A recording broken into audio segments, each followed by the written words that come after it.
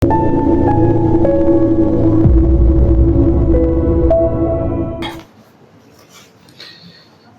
Assalamualaikum warahmatullahi wabarakatuh. Alhamdulillahilladzi arsala rasulahu bil huda wa dinil haq liyudhhirahu ala dini kulli wa kafa billahi syahida. Asyhadu an la ilaha illallah wahdahu la syarika lah wa asyhadu anna Muhammadan abduhu wa rasuluhu la nabiyya wa la rasula ba'dah. Allahumma salli wa sallim ala rasulillah Muhammadin ibni Abdillah wa ala alihi wa sahbihi wa man tabi'ahu bi ihsanin ila yaumil qiyamah, amma ba'du. Rabbi shrahli sadri wa yassirli amri wahlul 'uqdatam min lisani yafqahu qawli. Subhanaka la ilma lana illa ma 'allamtana innaka antal alimul hakim. Jamaah pengajian had pagi Masjid Ar-Ruhama PCM Blimbing rahimakumullah.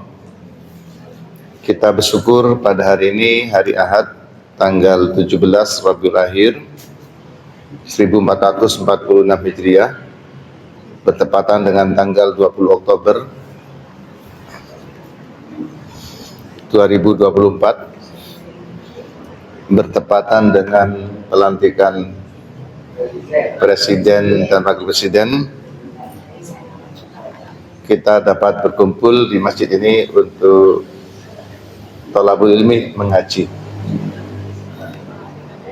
HP saya tidak saya matikan, saya nunggu telepon dari Pak Prabowo ya. Sama Gibran. Ternyata sampai sekarang nggak ditelepon-telepon karena takut nggak bisa ngisi kajian Ahad pagi. Kalau saya pindah ke Jakarta lah nggak ngisi Ahad pagi gitu. Oke. Salatullah wassalamuhu, mudah-mudahan Allah limpahkan kepada junjungan kita Nabi Agung, Nabi besar, Nabi Muhammad sallallahu alaihi wasallam.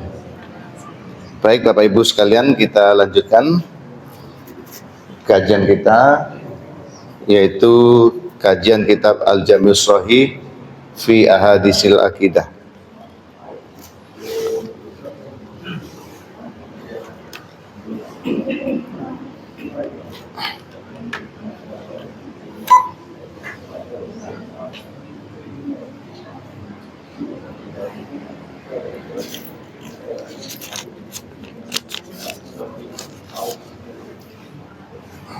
Baik, ini saya pakai seragam Bapak Ibu. Ini ada acara di pimpinan wilayah Muhammadiyah Surabaya mulai kemarin ya, tadi malam pulang jam 12. Nanti ini berangkat lagi ke sana ya. Ada acara revitalisasi masjid di lingkungan Muhammadiyah. Baik, kita lanjutkan hadis yang ke-176.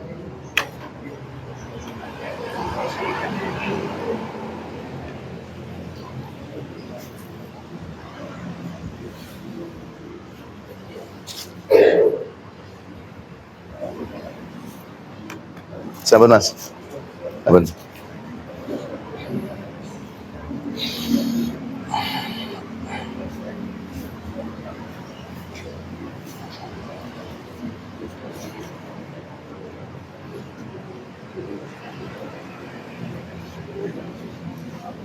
Ismun al-hakimu wal hakamu wa sifatun al-hikmatu wal hukmu. Kita mengkaji tauhid asma wa sifat, yaitu tauhid yang kita gali dari nama-nama Allah, wa sifat, dan dari sifat-sifat Allah. Nama Allah di dalam Asmaul Husna adalah Al-Hakim, yaitu Allah Maha Bijaksana, wal Hakam, bijaksana di dalam pengambilan hukum, bijaksana di dalam penerapan hukum. Sifatnya al-hikmah. Al-hikmah itu bijaksana.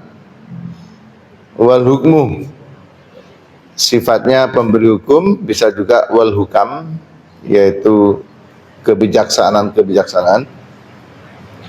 Kata hikmah itu diadopsi oleh bangsa Indonesia yang dicantumkan dalam sila keempat. Kerakyatan yang dipimpin oleh hikmah. Hikmah itu di situ kebijaksanaan dalam permusyawaratan perwakilan. Jadi di dalam pengambilan keputusan dimusyawarahkan dan harus bijak. Ya. Bijak itu menimbulkan kemaslahatan.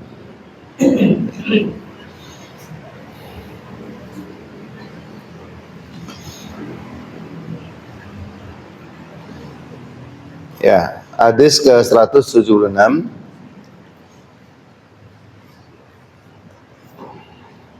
Akhbarana Qutaibah qala hadatsana Yazid wa huwa Ibnul Mikdam bin Shuraih an Suraih bin Hani an abihi Hani.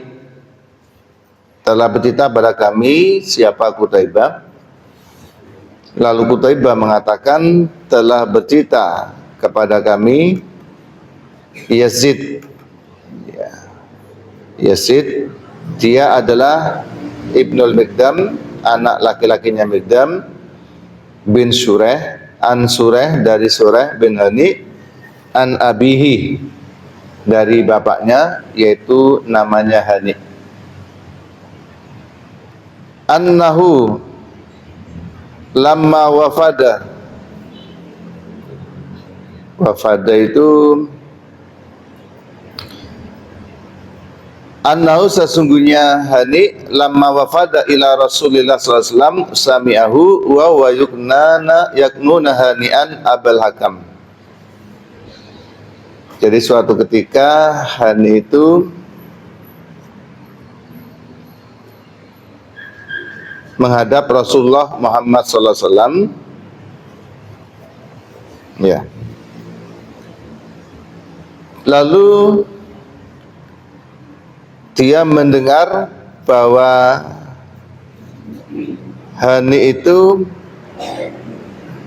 wahum itu manusia atau sahabat yang lain yaknuna memberi julukan atau nama panggilan sebut dengan alam kunyah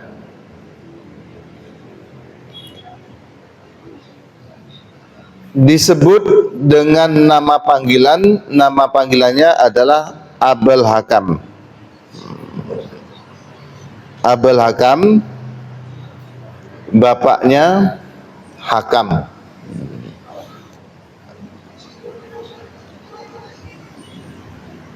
Atau bapak kebijakan, bapak yang bijak gitu ya.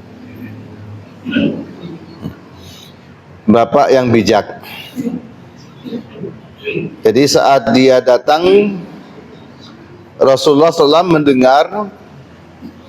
Jadi Hani itu datang kepada Rasul. Nah pada saat datang itu Rasulullah kok mendengar orang-orang itu memanggil Hani itu dengan julukan Abul Hakam, dengan panggilan Abul Hakam. Abu itu bapak, Al-Hakam itu hukum, Al-Hakam itu bajik, Al-Hakam itu bijak. Fada'ahu Rasulullah sallallahu alaihi wasallam, lalu Rasulullah Muhammad sallallahu alaihi wasallam memanggil si Hani tadi untuk klarifikasi. Kok dipanggil wong kok manggil Hani itu Abul Hakam. Hani itu laki-laki ya. Kalau sini Hani itu perempuan. Teman sana sama saya itu ada namanya Hani Ulfa, itu perempuan. Ya. Ini laki ya. Nabi memanggilnya falimatukanna Abul Hakim. Ya. Pertama Nabi mengatakan faqala lahu, Nabi mengatakan lahu kepada Hani tadi, wahai Hani, innallaha sesungguhnya Allah Subhanahu wa taala al-hakamu, Allah itu al-hakam. yaitu pembuat hukum. Wa ilaihi, dan kepadanya, kepada Allah, al-hukmu, dikembalikannya hukum. Maksudnya semua harus disandarkan berdasar kepada hukum yang Allah buat. Hani, Allah itu maha bijaksana, Allah itu pembuat hukum, dan kepadanya hukum itu akan dikembalikan. Falimatukanna abal hakam, lalu kenapa kamu kok dijuluki dengan julukan Abul Hakam? Opo? Jadi bisa dimaknai si, ya, si itu ya si, ya, si pengambil kebijakan, ya, si pembuat kebijakan, si bijak. Nah, si bijak, ya. Ini itu dipanggil dengan si bijak. Nah, kalau bahasa Indonesia gitu, ya, Abul Hakam. Faqala, lalu Nabi mengatakan, lalu Hani mengatakan, wahai Rasul, inna qaumi, sesungguhnya masyarakatku atau kaumku, idah talafu, apabila mereka berselisih, fi syai'in, tentang sesuatu, atau nih mereka datang kepada aku. Wahai Rasul, kanjeng Nabi, orang-orang itu loh, kalau pas ada perbedaan, sengketa, konflik, mereka itu datang kepada aku untuk diapakan? Untuk dicarikan solusi, untuk disikapi, diadili, atau diambil keputusan. Fahakamtu, lalu aku, kata Hani itu, lalu aku putuskan untuk mereka, jadi aku memberi keputusan, bainahum, di antara mereka, farodiyah kilal fariqaini, maka kedua belah pihak itu menjadi ridho dan puas dengan keputusan yang saya ambil. Bahasa Jawa apa Bu, Pak? Legowo. Jadi legowo, lilo legowo atas keputusan si Hani tadi tentang persoalan yang mereka perselisihkan, pertengkarkan, perkonflikkan. Gitu. Lega. Lega. Karena keputusannya bijak. Nggih.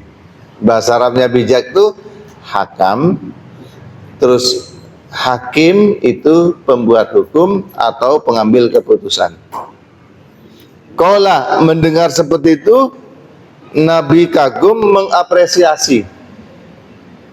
Ma ahsana min hada, kata Nabi, sungguh baik perbuatanmu itu. Koncek bagus sih, kok becik banget. Orang-orang tuh kok patuh manut, mau ngerungokno. Biasanya kalau kita ada konflik itu, kalau kita nengah itu justru dikeroyok sampai kedua belah pihak. Masih ingat bapak-bapak dulu pas kecil, anak temani gelut, panjenengan pisah, panjenengan mati gebuk kanan kiri. Kadang gitu, kita menengahi, justru kita berupa menengahi, justru kita dituduh. Dan ini enggak, dua-duanya patuh manut terhadap keputusan yang diambil oleh Hani atau Abul Hakam tadi. Makanya orang-orang itu menyebut saya Nabi dengan sebutan Abul Hakam. Ma ahsana min hada. Aduh, kamu ini kok bagus banget perbuatanmu itu. Selanjutnya, fama laka minal wuldi qala li Syuraih wa Abdullah wa Muslim. Nabi melanjutkan pertanyaannya, wahai Hani, apa engkau mempunyai anak?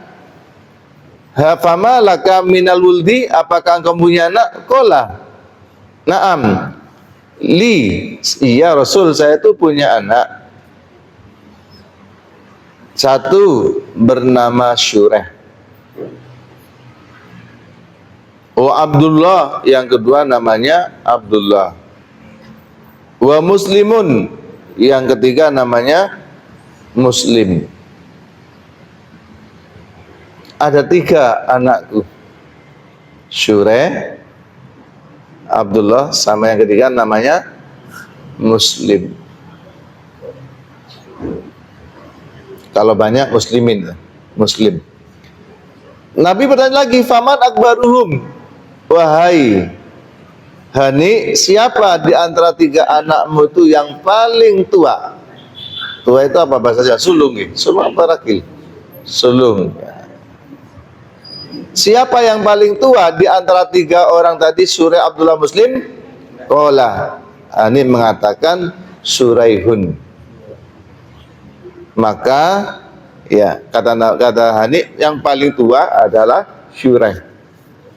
Qala, mendengar jawaban dari Hani tadi bahwa anaknya 3, yang pertama namanya Syureh, fa anta Abu Suraihin.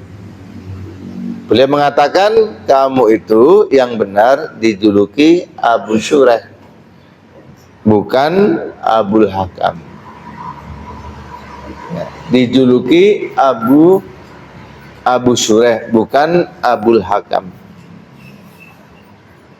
Jadi alam kunya, jadi di bahasa Arab itu ada alam, nama alam itu nama. Ada alam kunya, alam yang dijuluki, ada alam lakob. Alam lakob itu alam yang disandarkan kepada sesuatu yang melekat pada dirinya dan menjadi ciri khasnya. Ya, sama dengan panggilan, sama. Kalau panggilan yang disandarkan kepada anak, itu membuat orang itu dipanggil dengan Abu. Tapi yang disandarkan itu anak pertama. Di Jawa ada, di Madura ada. Kakak saya itu namanya Qasim. Saya Abdurrahim, dipanggil Edur. Kalau di Madura itu, bahasa Madura kan Edur. Edur. Kalau enggak Durrahim, hanya Kak Ono. Maka ibu saya dipanggil oleh orang itu Maang Qasim. Ya, bahasa Madura ya. Embok nih Qasim. Ya. Jadi bahasa Maduranya Maang Qasim. Emak itu ya emak. Jadi dipanggilkan disandarkan kepada anak pertama. Semua hanya satu yang menyandarkan ke nama saya, itu yang keliru. Maang Edur. Ya. Tapi keliru, karena yang betul kata Nabi itu disandarkan kepada anak pertama. Itu namanya alam kunyah. Kalau alam lakob itu nama panggilan yang disandarkan kepada sesuatu yang unik. Misalnya hidungnya panjang. Dalam bahasa Arab disebut dengan anfun nakoh, hidung unta. Si hidung unta, anfun nakoh. Ya. Abun Naum itu panggilan bagi orang yang suka tidur. Ya, sibuk, sitik-sitik bubuk. Ya apa wong ngaji ambil yang ngantuk ya selihat-seliut, kok mulai ya senden nyekel HP lugur, goreng tempe kosong. Ya, itu namanya sibuk, sitik-sitik bubuk, bahasa Arabnya Abun Naum. Ya. Jadi apa? Kalau laki-laki, kalau ibu apa? Umun Naum. Itu panggilan gitu.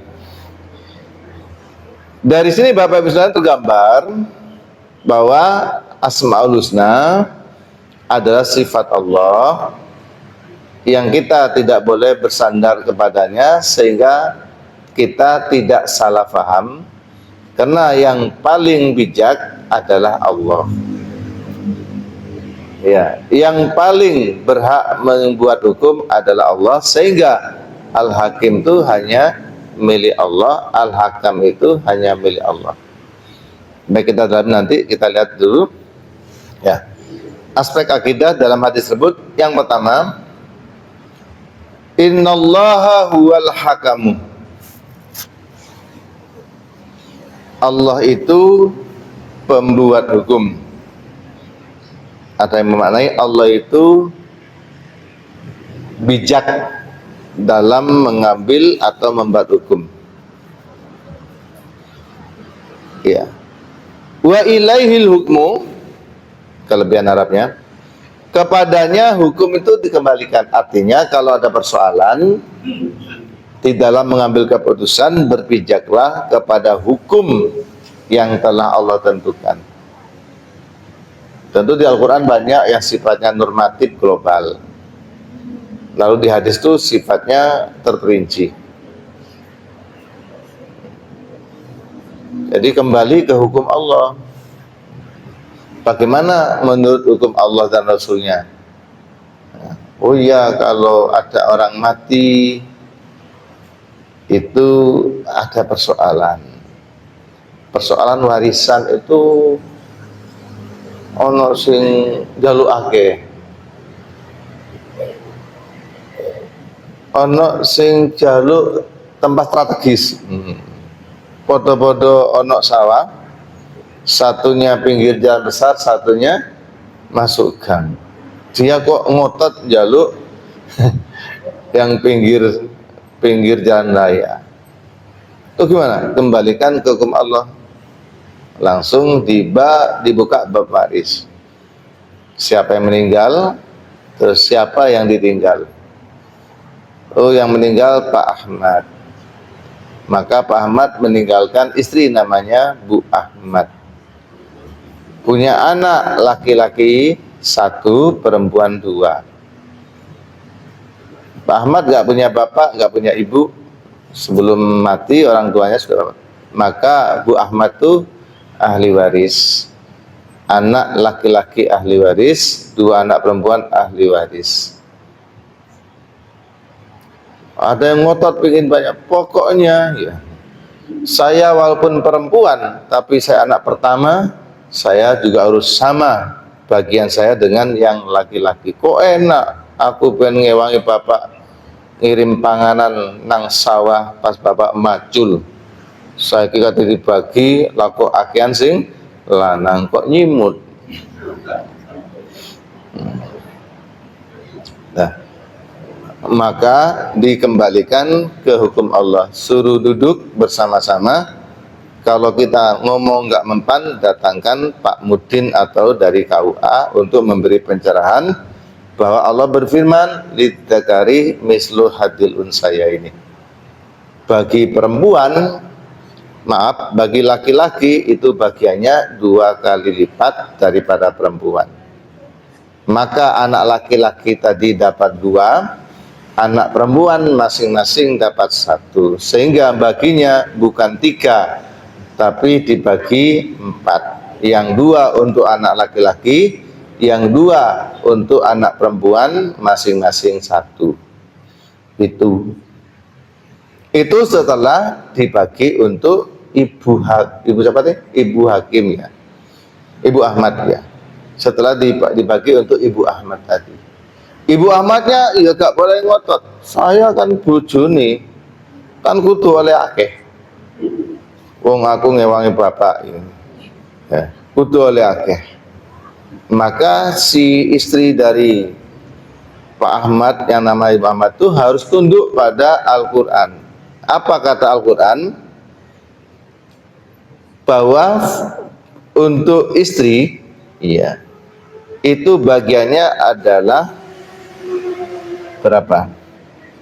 Istri itu mendapat 1/4 ar-rubu kalau suami yang meninggal tuh nggak punya anak, nggak punya cucu. Tadi punya anak nggak? Punya anak, laki 1, perempuan 2. Maka bagiannya menjadi turun, menjadi as-sumun, 1/8. 1/8. Misalnya suaminya Pak Ahmad itu meninggalkan uang 8 juta, maka si istri tadi mendapat 1 juta. Tinggal berapa? 7 juta. Nah, 7 juta itu dibagi 4. 7 dibagi 4. Nah, ini hitung-hitungan gak patah iso matematika. Karena mesti anak koma iki ya. Pinten, Bu? 7. Ini kalkulator ini. 7 dibagi 4. 1,75. 1,75. Iya. Dibagi 4. Nah, terus yang laki itu mendapat 3,5-an. Sisanya itu untuk 2 anak perempuan, masing-masing dapat 175. Itu gak gampang. Terus bagaimana yang lain? Yang lain tentu kalau itu berupa uang, yang susah kalau berupa barang. Sehingga memang harus dikalkulasi sebijak mungkin, sedekat mungkin dengan realisat. Dengan kondisi real. Rumah yang di pinggir jalan dengan rumah yang masuk gang itu beda harga. Ya. Oke. Kadang-kadang les rumah nu bingung wis. Langsung piro iku omah iku? Ya 8 miliar wis. Ya wis 8 miliar ya. Tak enggeni, jatahku piro? Kata ini jatahnya yang laki-laki ya 3,5. Ibunya diambilkan tadi 8 tadi ya. Kalau 8 miliar, ibunya dapat 1 miliar, istrinya ya. Terus yang laki-laki kalian empati, dia dapat senilai 3,5. Terus anak perempuan 2 itu dapat 1,75. Supaya rumahnya nggak kejual. Oleh esporto ya didolai langsung dibagi uangnya. Nah itu contoh wa ilail hukmuh. Kembalikan hukum kepada hukum yang Allah buat. Yang ketiga, Allah Maha bijak dan bijaksana dalam segala hal. Ini luas. Kebijaksanaan Allah itu dalam segala hal. Contoh nggih Bapak Ibu ya. Saya pernah dengar ceramahnya Ustadz Zainuddin MZ, Allah yarham. Ketika beliau menjelaskan antara pohon beringin dengan pohon labu atau semangka. Pohon beringin kan besar, gagah ya, kokoh, tapi buahnya kecil-kecil ya, gak cocok ambek batang itu kayunya pohon yang besar rindang itu. Dan labu itu lemes, uang itu lega ya gak bisa merambat kalau nggak diarahkan. Jadi sampai diikat sampai kalau saya dulu nanam labu, kadang nanam timun itu harus pakai ini, ditonjok itu. Tapi buahnya besar-besar. Padahal nggak bisa nyangga. Sehingga dia nyangganya langsung buahnya itu nyanggah ke tanah. Kalau gitu dia tuh bersandar di pohon atau di kayu yang dikondisikan oleh petani itu supaya itu kuat. Kalau nggak disangga itu mesti jatuh.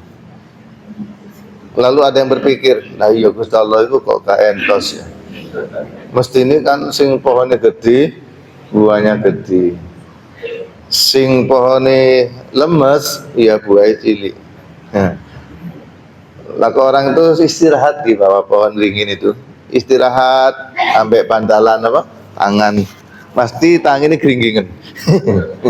Keringgingan ya. Lah kemarin ono buah beringin itu jatuh kena batu aduh kaget. Tapi gak loro, kaget tok. Kena sini. Baru dia berpikir, andaikan ya. Buah beringin itu pohonnya sebesar buah labu lah kok lugur nang endasku, mesti itu ya kegarota. Bayangkan labu yang besar itu, wah ya.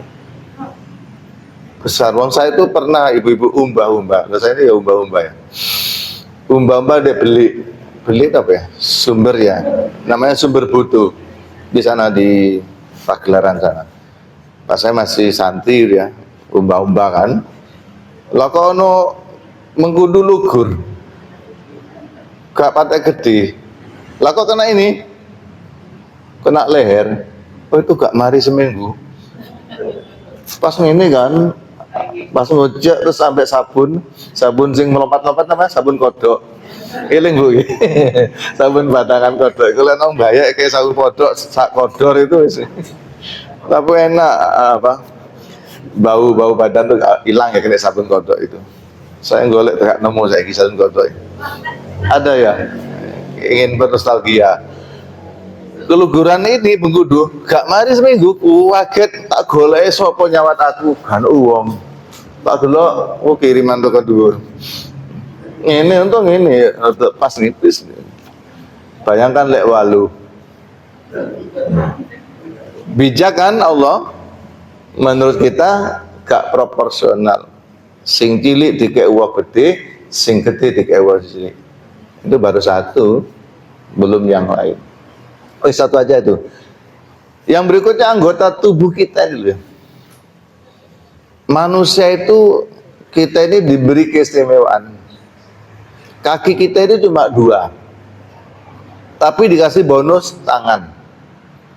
Sapi itu kakinya 4. Ya. Kalah kita dengan sapi, tapi sapi nggak punya tangan. Nah bayangkan kalau kaki kita itu 4. Ya opo lek ngaji ngene iki. Lungguh iki opo carane yang kuwi. Lak lucu. Alhamdulillah kakinya 2. Jadi lungguh ya opo sik pantes. Selonjor ya pantes. Coba kakinya 4 selonjor ya opo. Silo ya pantes. Nah, ini yang ketiga. Yang ketiga syariat Allah. Syariat Allah itu ada azimah. Azimah itu hukum asal, bukan jimat ya. Azimah itu hukum pokok yang harus dipenuhi. Kenapa? Harus sesuai kondisi. Panjenengan ngasih uang saku anak yang kelas SMA itu berbeda dengan anak yang TK. Yang SMA jumlahnya lebih besar karena dia kebutuhannya lebih banyak. Yang TK gak butuh apa-apa, paling ya tuku pelembungan, tuku mainan dek ngarepe TK itu. Makannya wis bontot teko omah. Wong sekolah gak nggawa buku, sing digawa apa itu? Tupperware ya, sama ya minum sama itu. Ya nggak perlu sangu, tapi kita ngasih sangu untuk beli mainan itu supaya senang sesuai dengan umurnya. Apa sih gak dituku areku, ono sing dodol hamster ya tuku, pelembungan dituku, terus ono menit dodol itu apa itu yang ikan itu yang ono, iwak. Oleh tung dino ya mati. Nah, iya sama keong ono ae sing keong ya. Sing sebulan gak pernah berhenti permainan itu. Nah, itu harus adil. Adilnya didasarkan bijak. Kenapa bijak? Proporsional. Kebutuhannya tidak sama, kondisinya tidak sama. Sehingga kadang-kadang perhatian orang tua terhadap anak-anaknya ketika itu bukan warisan, maka itu berbeda. Ibuku lek nang adikku kok akeh ngekeki yo. Aku kok gak tahu dikei. Kata suaminya gitu. Lah ya, ibu itu lek nang adik kok balik-balik ngekei. Nah aku gak ada kei. Jarene bojone sing bijak. Lah ya Mas sampean wis mandiri. Sampean duwe akeh. Sementara adik itu ya pekerjaannya durung genah ya. Sik serabutan. Ya mesti ibu ngekei lebih banyak karena pendapatan pemasukannya adik itu ya sing ngono iku. Panjenengan bersyukur le apa seperti ini. Oh iya ya. Ya wis ya. Awak wis gak tau ngekek adik lah kok ngurusi. Ah. Angel kita piye? Angel. Sing ono iri dengki ya. Gak adil ibu. Atau sama-sama ngasih tapi tidak sama ukuran jumlahnya, karena masing-masing ono sing mapan, ono setengah mapan, ono sing durung mapan. Berarti ya nggak apa-apa. Maka yang nggak dikasih atau kasih sedikit itu ya noto hati. Alhamdulillah awak iso mandiri, gak ngerepoti bapak mbak ibu. Istrinya yo kudu ngedem-ngedem ya, cok manas-manas. Mas sampean ku sabaran wong. Kuwi lho, kowe bolak-balik lho. Lek mari nang omahe Mbak usum-usum. Sampean gak tau dikowe meneng ayo. Opo sampean? Bu, hati-hati ya. Baik. Yang kedua, jadilah orang yang bijak dan bijaksana dalam menyikapi situasi dan kondisi. Dalam segala hal, ketika menghadapi situasi cuaca itu ya bijak akhirnya sabar. Lah iya saiki kok panasnya nemen nih. Iya. Mungkin ini ya anjen keputusan Allah, kata Allah, bulan ini panas. Sehingga saya cari kipas di elektronik itu habis. Oh berarti Allah tuh katanya ngekei rezeki nang tukang kipas. Saya kok adem ya. Loh wingi panas saiki kok adem. Karepe opo sih sampean? Ya, harus bijak is. Jadi masalah muslimin rahimakumullah, di situ kalau kita bijak luar biasa, pasti akan membantu kita meraih kebahagiaan, kepuasan, kebersyukuran. Lalu yang ketiga, untuk penggunaan alam atau nama kunyah, bukan kunyah ya itu, kunyah ya, bukan kunyah ya, kunyah, kunyatun dasar, ya kunyah, ya kunyatun, panggilan harus tepat, harus tepat. Saya kasih koma nanti lali dikira kunyah ya. Nah, no, apa sih Ustadz kono kunyah barang itu?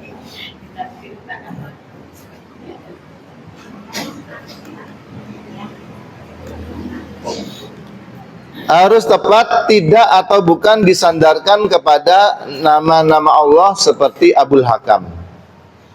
Jadi cocok memang orangnya itu bijak, sehingga disebut dengan si bijak tadi. Bahasa Arabnya si Abul Hakam. Tapi nggak tepat. Yang tepat alam kunyahnya disandarkan kepada anaknya, dan itu anak pertama. Anak pertama namanya Syureh, maka disebut dengan Abu Syureh. Kalau disandarkan kepada ayahnya itu Ibnun atau binti. Ya, itu kira-kira sama. Yang berhak mendapat menyandarkan itu ya anak pertama. Kalau anak kedua pakai itu nanti menjadi rancu. Ibnu Abbas. Masa katanya ditambah Ibnu Abbas 1, Ibnu Abbas 2 kan tidak. Maka yang pertama yang menggunakan. Seperti Abdullah bin Abbas itu dipanggil dengan nama ayahnya. Sedangkan nama-nama Asmaul Husna atau nama-nama Allah tidak boleh semacam Abul Hakam. Boleh kalau didahului dengan kata Abdun, artinya hamba. Abdurrahman, Abdurrahim. Ini nama saya Abdurrahim. Ketika di aku ini anak jenenge barang berarti hilang. Abdurrahim ya. Terus, tapi ya tetap di situ cari sifat-sifat yang bisa kita tiru. Kalau nggak bisa ditiru ya jangan. Allah itu memiliki sifat al-mutakabbir, maha sombong. Masa panjenengan mau dikasih nama Abdul Mutakabbir? Ya. Jadi kalau pakai Asmaul Husna mendahului dengan Abdun, Abdul Ghani, Abdul Ghafur, Abdul Ghaffar, Abdul Hakim, ya, Abdul Hakam, boleh. Ya. Tidak pakai Abu ya. Nih, saya punya teman namanya, pernah saya cerita Mas Jafar, namanya Rabbil Alamin. Asli guru sosiologi. rumahnya di Kacuk sana. Begitu saya pindah ke Man 1, Pak Robil loh, kok Robil? Robil siapa? Robil Alamin. Aduh, Tuhan semesta. Endi sih wonge? Robil Alamin. Panggilannya Pak Amin akhirnya.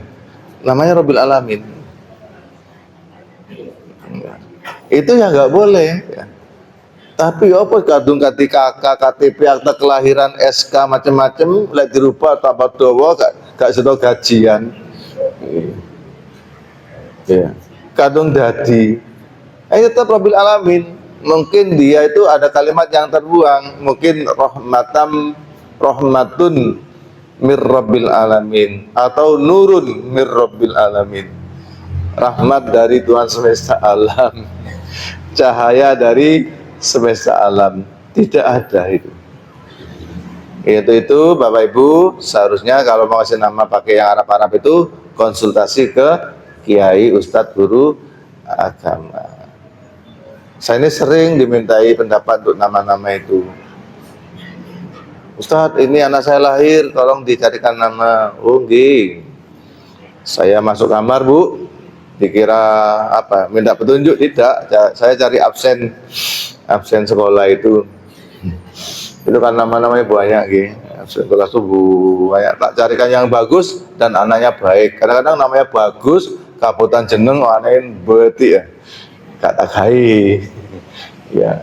Jadi tak cari yang bagus. Ini namanya artinya ini. Oh ya Ustadz, terima kasih. Takut keliru tadi. Ya. Nama perempuan kok Hutomah ya. Baik Bapak Ibu sekalian, sekali lagi hati-hati dengan nama ya. Nama kunjung. Tadi sampai Nabi mengatakan, Salimah, kenapa kamu itu kok dipanggil Abul Qasim? Kenapa mereka itu begitu ketemu kamu panggil dengan Abul Hakam tadi? Bukan Abul Qasim, Abul Hakam. Kalau Nabi itu panggilannya Abul Qasim, karena anak pertamanya namanya Qasim ya. Nah, lalu nyampaikan, iya Nabi, kalau ada konflik saya itu yang memutuskan dengan bijak. Lalu mereka ridho, akhirnya saya dipanggil si bijak ya. Baik, selesai. Yang berikutnya adalah sifat al-hilmu ya, al-halim ya. An Ibni Abbas radhiyallahu anhu, dari Ibnu Abbas, mudah-mudahan radhiyallahu anhu, mudah-mudahan Allah meridhoi keduanya. Humanya itu kembali ke siapa? Humanya itu kembali kepada Abdullah. Alam kunyahnya Ibnu Abbas, anak laki-lakinya Abbas. Yang kedua kembali ke Abbas. Abbas itu sahabat Nabi yang merupakan pamannya Nabi. Dikatakan sahabat karena hidup sesama dengan Nabi. Dalam secara silsilah beliau adalah pamannya Nabi Muhammad sallallahu alaihi wasallam. Nah, anna Rasulullah SAW, kata Ibnu Abbas, sesungguhnya Rasulullah Muhammad SAW, apa ini? Yaqulu, karena yaqulu, beliau berdoa, kapan indal karbi? Nabi itu berdoa ketika mengalami karbun, kesulitan. Apa doanya?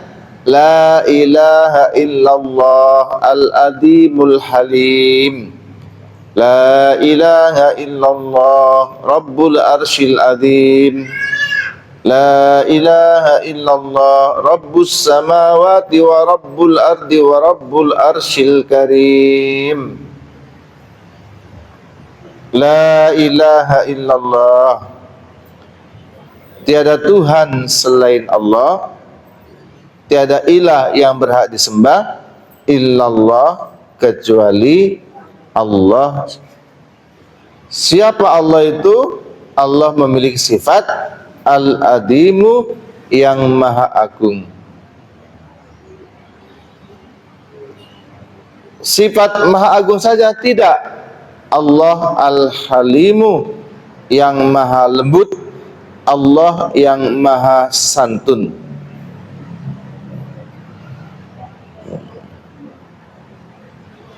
Jadi tiada Tuhan selain Allah, Dia Allah yang maha adim, agung, Dia Allah yang maha halim. Dan sini apa stressingnya di bab ini adalah Asmaul Husna, yaitu Al-Halim, Allah maha santun. Santun itu apa lagi? Santun itu lemah lembut.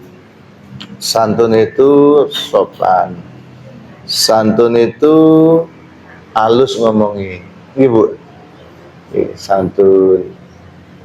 Mboten, kalau orang Jawa itu pakai bahasa kromo inggil, mboten nggih. Santun itu juga dipengaruhi oleh intonasi. Intonasinya tidak ngegas, tidak belayer, tidak bentak. Nggih.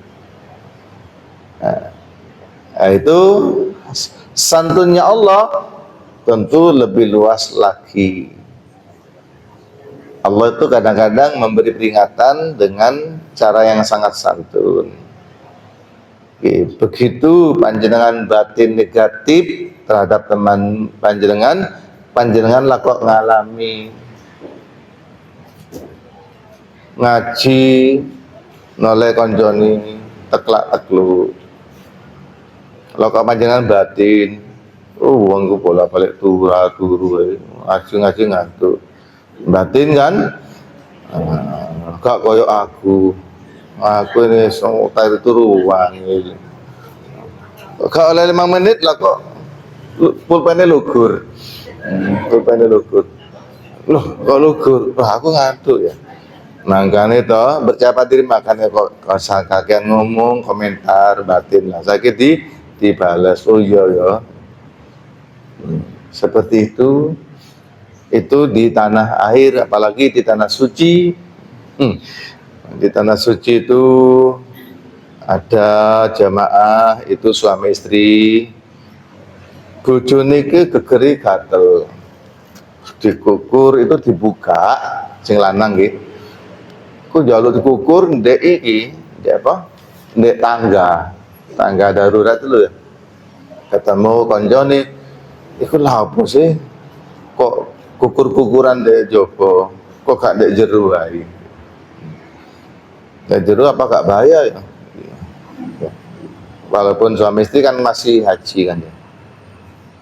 Lah kok oleh berapa menit tuh? Lah kok bojone teko, "Dik, kukurno Dik, kukurno Dik." Ayo, gak ada kono ae yo, gak jaluk dek kono, dek tangga iku man. Kandane kok ya. Allah bijak ya, bijak dia. Untuk itu hati-hati. Termasuk kenapa Allah itu tidak menurunkan adabnya kepada kita umat Muhammad, karena Allah maha lembut. Satu, Allah beri kesempatan kepada yang bersangkutan untuk bertobat sehingga tidak diadab. Wa ma kana Allahu mu'adzibahum wa hum yastaghfirun. Tidaklah Allah akan menyiksa mereka sementara mereka mau beristighfar. La ilaha, tidak ada Tuhan selain Allah, illallah Rabbul Arsyil Adim, yaitu Tuhan yang memiliki arsy, yang maha agung. Arsy yang ada maknai singgasana, tempat Allah bersemayam. Di mana itu? Wallahu alam. Karena Allah berbeda dengan makhluk, di mana kalau makhluk itu bertempat. Lalu lanjut, la ilaha illallah, tiada Tuhan selain Allah, Rabbus samawati, Tuhan penguasa langit, wa Rabbul ardi, Tuhan penguasa bumi, wa Rabbul arsyil karim, Tuhan yang menguasai ars al-karimi, yang lagi maha mulia. Muttafaq alaih, hadis riwayat Bukhari Muslim. Aspek akidahnya, satu, la ilaha illallah, tidak ada Tuhan selain Allah. Dua, al-adim, Allah maha agung. 3. Al-Halim, Allah Maha Santun. 4. Rabbul Arsyil Adim, Allah penguasa ars yang agung. 5. Rabbus Samawati, Allah penguasa langit. 6. Rabbul Ardi, Allah penguasa bumi. Wa Rabbul Arsyil Karim, dan ketujuh Allah penguasa ars yang mulia. Sama dengan tadi, hanya sifat arsnya yang pertama Adim, yang kedua Karim. Itu aspek akidahnya. Lalu bagaimana aspek akhlaknya? Yang pertama, kalau kita mengalami kesulitan, maka mintalah tolong kepada Allah dengan doa. Salah satu doanya ini, yaitu berisi pujian-pujian. Di sini kan nggak ada kalimat meminta, ya. Untuk keluar dari kesulitan tidak, tapi Allah dipuji dengan sanjungan-sanjungan, dengan tahmid, dengan sana puji-pujian, yang berharap dengan semua itu Allah akan mengeluarkan si pemuji tadi keluar dari persoalan. Baik, ada tambahan penjelasan di sini. Ini Al-Karab adalah suatu perkara yang memberatkan manusia dan memenuhi dadanya sehingga membuat dia sesak dan membuatnya marah. Marah itu ya gak bahagia. Yang kedua, disunnahkan berdoa dengan bacaan ini ketika mendapati ujian berat atau al-karab. Karena adanya hadis ini, adanya hadis dari Rasulullah SAW yang dibahas kali ini menunjukkan bahwa ini salah satu doa untuk meminta solusi. Obat dari ujian berat adalah mentauhidkan Allah dan bermunajat kepada Allah dengan menyebut nama dan sifat-sifatnya. Tadi kan tauhid semua. La ilaha illallah. Ya. Ya. Al-Adimul Halim. La ilaha illallah Rabbul Arsyil Adim. La ilaha illallah Rabbus Samawati wal Ard wa Rabbul Ardi wa Rabbul Arsyil Karim. La ilaha illallahnya diulang 3 kali. Ini menunjukkan betapa pentingnya tauhid kepada Allah untuk menyelesaikan persoalan yang dihadapi oleh seseorang yang disebut dengan al-kurab, yaitu persoalan berat yang menyesakkan atau memenuhi dada seseorang. Yang keempat, dalam doa ini sebut Al-Adim, Allah Maha Agung. Berarti tidak ada sesuatu apapun yang lebih agung dari Allah Subhanahu wa taala. Kalau yang lebih gede kita ke Allah. Manusia itu apa? Manusia itu apa? Kalau dia berkuasa ya sebentar. Bentar. Pak Presiden sekarang dibatasi berapa tahun? 10 tahun ya. Wali kota dibatasi 2 periode. Hari ini Pak Jokowi sudah selesai 10 tahun. Nah, itu kan terbatas. Kita pun apalagi bukan siapa-siapa, sehingga nggak perlu angkuh, nggak perlu sombong. Yang kelima, Al-Halim menunjukkan Allah itu memiliki ilmu, sehingga dengan ilmunya Halim ya. Dengan ilmunya tidak jahil dan memiliki sifat hilmun. Jadi ilmun menuju ilm. Maaf, ilm menuju hilm ya. Ilmun menuju hilmun. Orang yang alim itu tidak jahil, tetapi akan menuju hilm, yaitu santun dan karom. Karom itu mulia, duduk ketua rombongan ya. Kalau di haji kan ada karom, ada karu. Karom itu ketua rombongan, karu itu ketua regu. Nah, saya punya teman rombongan 5 dipanggil Romli. Romli, rombongan 5. Ayo Romli kumpul. Jadi Al-Halimu itu menunjukkan orang yang santun itu menunjukkan kalau orang itu alim. Karena orang alim itu akan santun. Maka ada filsafah, orang itu semakin berisi, semakin menunduk. Itu filsafah padi. Semakin alim, semakin berbobot, semakin berisi, dia semakin menunduk tawadu. Semakin alim, dia semakin bijak di dalam menyikapi sesuatu atau di dalam berkomentar. Tidak responsif, tidak reaktif. Responsif bagus, tapi reaktif itu yang nggak bagus. Apalagi langsung mudah menyimpulkan. Jadi di poin 5 ini, untuk menjadi hilm, maka dia harus memiliki ilm. Selesai. Satu hadis lagi, atau tanya jawab, monggo.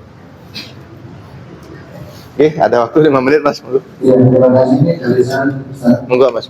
Kaitannya dengan membaca waris, misalnya warisan itu ada beberapa kata karena yang pilihannya tidak sama. Lalu pembagian tanah itu berdasarkan luas atau berdasarkan nilai jual. Yang kedua, apakah boleh pembagian waris itu berubah dikarenakan sesuai kesepakatan karena kondisi ekonomi terwajibkan. Oke, baik. Terima kasih. Assalamualaikum warahmatullahi wabarakatuh. Waalaikumsalam. Oke, yang pertama berdasarkan nilai ya, nilai. Ya. Nilai, kecuali memang rela ya. Aku gak apa-apa deh kono. Ya. Nilai itu bukan luas. Luasnya sempit tapi nilainya tinggi, maka mengalahkan yang nilainya luas. Luasnya itu banyak tapi nilainya rendah. Nah, itu perlu ahli taksir ya, ahli taksir. Kira-kira sana itu berapa sana? Maka itu harus ada titik temu. Biasanya paling enak tuh ono sing ngalah, wis sampean jomo sing ndi? Kono ombo tapi cedek kuburan. Kini sempit tapi pinggir embong. Wis aku manut Mas ayo tambah enak iku. Wis ae lah so. Wis Mas ngalah ae. Aku ngalah kabeh enak sing ngono iki. Ya, maka seperti itu. Saya pernah ngalami itu ya. Saya tuh dapat sempit ya, tapi ada rumahnya ya. Mas saya dapat lebar tapi nggak dapat banyak. Terus itu Mas Edi nilai. Yang kedua, apa bisa hukum itu dirubah dengan kesepakatan karena kondisi? Maka kalau waris nggak bisa dirubah. Ya. Kalau hibah itu bisa. Nah, hibah itu berarti pemberian. Pemberian orang tua sebelum meninggal. Kalau sudah meninggal, bukan hibah, berlaku hukum waris. Ya. Kalau sebelum meninggal itu sudah dihibahkan, ya, akhirnya hibahnya itu sama, tapi harus ditanya yang laki-laki. Sampean rela ikhlas, le adik musim wedaku, tak kei sak ini. Iya gak apa-apa Pak. Ya. Wis lengono tak balik nama. Jadi balik nama sebelum, nah itu bukan waris, tapi hibah. Ya. Ini iya pendapat, tapi yang pendapat yang nggak mau ya tetap nggak mau. Kudu bedo sesuai dengan ayatnya lidakari mislu hadil unsai. Kalau sudah mati harus sesuai tadi.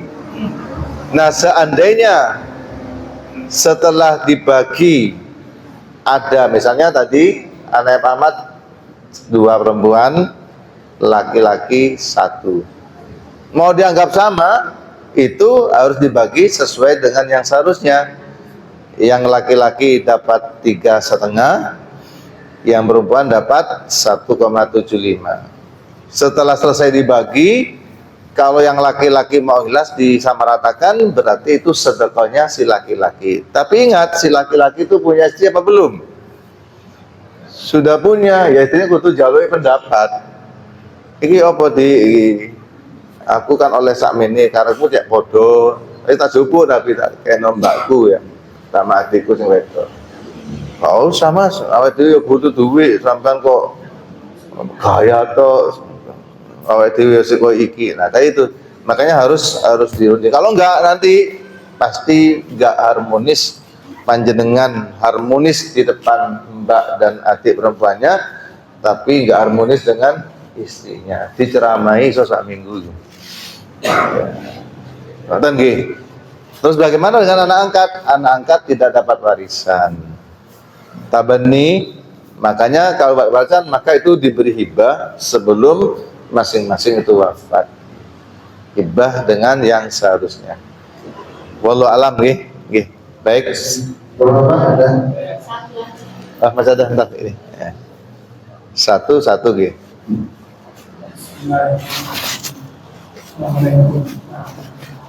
Waalaikumsalam.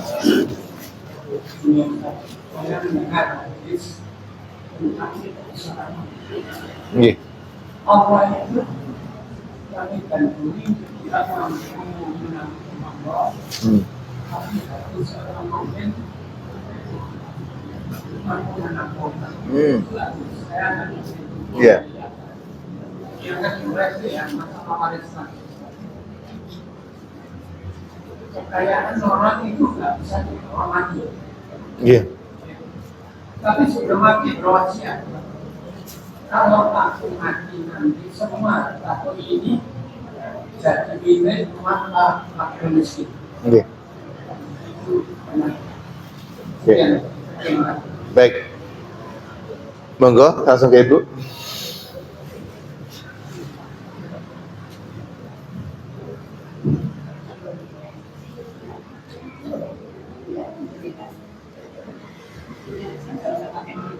Oke, monggo. Terima kasih yang saya tanyakan mengenai nama. Nggih. Saya punya saudara namanya Abdul Huda. Kemudian ada juga Abdul Hadi. Nggih. Itu yang benar yang mana ya Ustaz? Bukan Nggih. Abdul Huda, banyak dapat petunjuk. Apa Abdul Hadi? Itu bedanya gimana? Terus yang betul itu namanya yang benar menurut Nggih. Baik. Yang pertama tadi Allah itu Maha Besar. Kebesaran Allah itu tidak bisa ditampung oleh langit dan bumi saking besarnya. Yang kedua, ternyata ketika seorang mukmin itu dekat dengan Allah, maka Allah itu ada di hati mukmin, bisa menampung. Maka itu tentu bukan lafdiyah, bukan tekstual, tetapi itu adalah semacam kinayah, majas dan seterusnya, bahwa kebesaran Allah itu segalanya. Kenapa? Langit bumi itu kan ciptaan Allah, berarti kan kecil. Sementara mau tata surya itu tidak hanya langit dan bumi, tapi masih ada planet-planet yang lain. Maka kekuasaan Allah, kebesaran melebihi itu. Yang kedua, Allah itu dekat ketika kita dekat. Allah itu akan mendekat kita ketika kita mendekat pada Allah.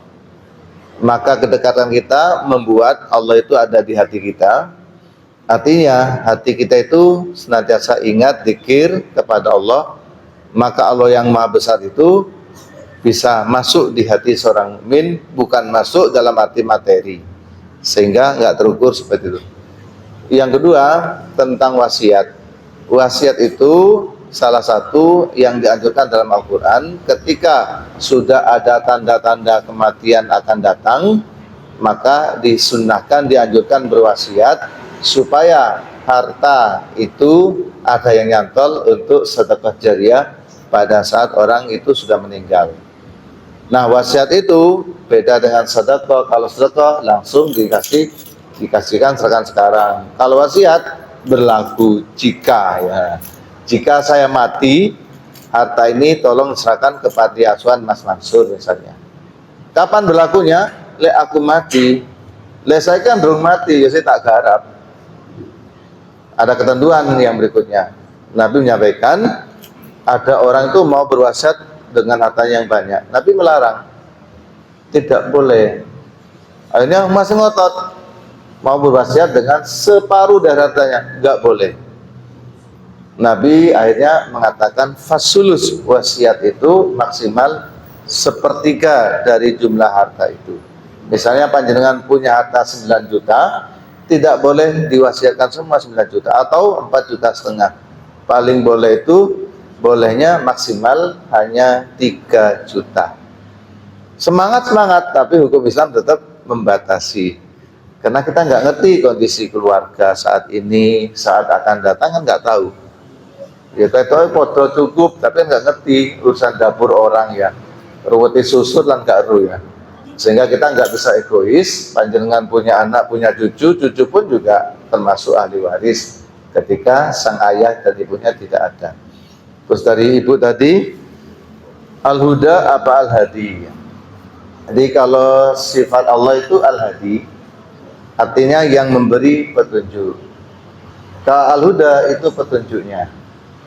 Kalau saya katakan al-huda itu adalah masdar, al-hadi itu isim fa'il. Ya. Kalau Abdul Hadi berarti hamba Allah yang memberi petunjuk. Hamba Allah yang maha memberi petunjuk. Siapa yang memberi petunjuk? Ya Allah. Abdulnya ya tetap hamba. Jadi bukan dia yang memberi petunjuk. Seperti saya Abdul Rahim, hamba Allah yang maha penyayang. Yang penyayang ya Allah, bukan saya. Cuma orang tua berharap saya itu menjadi orang yang penyayang terhadap sama santun macam-macam. Itu kan doa. Tapi yang maha penyayang itu sadarnya pada Allah. Abdurrahman, Allah maha pengasih. Termasuk ibadur rahman, hamba Allah yang maha pengasih. Itu bukan hambanya yang pengasih, tapi Allahnya. Abdul Hadi. Nah, kalau Abdul Huda itu disandarkan kepada itu lebih mengarah kepada doa, mudah-mudahan dia itu menjadi orang mengabdi untuk senantiasa memberi, mendatangkan petunjuk, bukan memberi petunjuk. Secara bahasa tidak ada masalah. Biasanya yang paling tepat Abdul Hadi, kalau Huda itu pakai Nurul Huda, ya, atau Muhammad Huda, ya. Tapi kalau sandaran pada Allah sesuai dengan asmaul husna itu Abdul Hadi. Nah, cuma di masyarakat dipanggilannya macam-macam, hud gitu aja ya. Di dia, nggak pernah lengkap ya. Oke.